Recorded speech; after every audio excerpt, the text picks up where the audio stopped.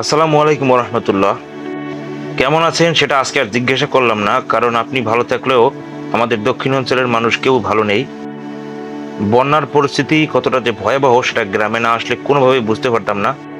একটা কথা প্রচলিত আছে, কারো পৌষ মাস তো কারো সর্বনাশ। সেটা এখন এই গ্রামে এসে ঠিকই বুঝতে পারছি। গ্রামে এই যে দেখতে পাচ্ছেন, বন্যা পরিস্থিতির মধ্যেও সবার মাছ ধরার একটা উৎসব চলতেছে প্রত্যেকটা জায়গায়। এত পরিমাণে পানি হয়েছে সেটা কেউই কল্পনা করতে পারেনি, এত পরিমাণ পানিতে সারা দেশ তলিয়ে যাবে। এজন্য কোনো রকম পূর্ব পরিকল্পনা না থাকায় যাদের ঘেরে বিভিন্ন জায়গায় মাছ যারা চাষ করত, তাদের মাছ বিভিন্নভাবে বের হয়ে গেছে বিভিন্ন জায়গা থেকে। আর সবার সাথে কথা বলে যেটা জানতে পারলাম, কেউ যে কোনো ব্যবস্থা নেবে যাতে মাছ বের না হয় সেরকম সুযোগ কেউ পায়নি।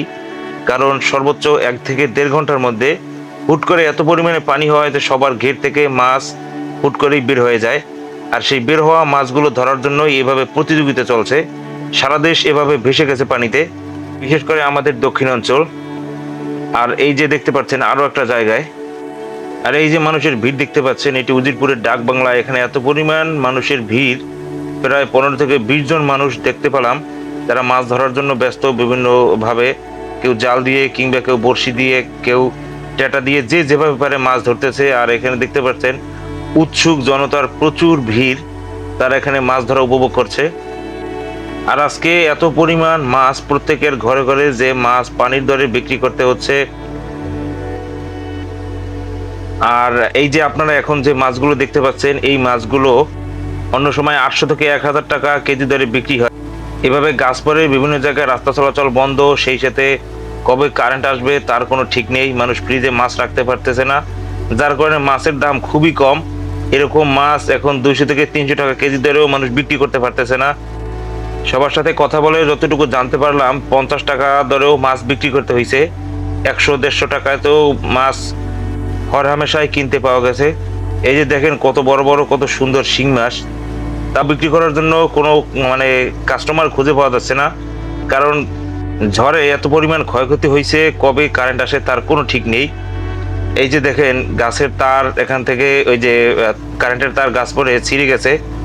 এরকম প্রত্যেকটা জায়গায় খুবই ক্ষয়ক্ষতি হয়েছে। এই যে এক পাতিল তাজা মাছ, সেটা 200 টাকাও কেউ কিনতেছে না, এরকম একটা অবস্থা হয়ে দাঁড়িয়েছে। আর পানিতেই দেখতে পাচ্ছেন চারিদিক থই থই, গাছপালা ভেঙে খুবই নাজেহাল অবস্থা। মানুষের ঘরের মধ্যে এরকম পানি উঠছে।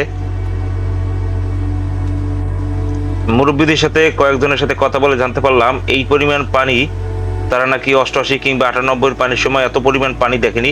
আর সব থেকে বড় কথা হচ্ছে, এত অল্প সময়ের মধ্যে পানি বৃদ্ধি পেয়েছে যে কেউ কল্পনাই করতে পারেনি এত পরিমাণ পানিতে সবকিছু তলিয়ে যাবে।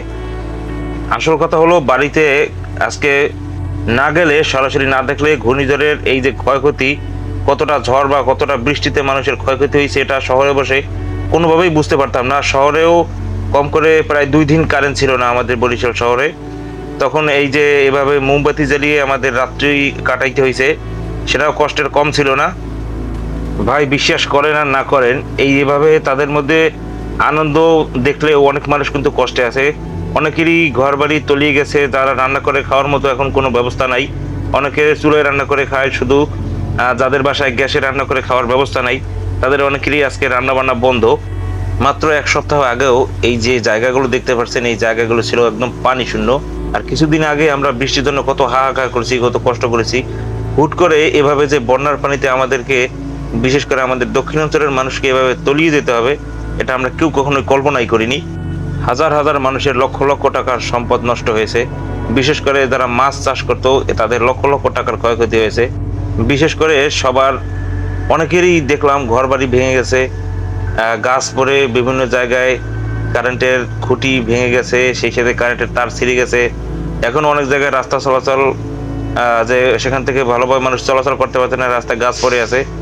তো আশা করি খুব দ্রুতই সবকিছু ঠিক হয়ে যাবে। এখন আল্লাহর কাছে প্রার্থনা করা ছাড়া আমাদের কিছুই করার নেই।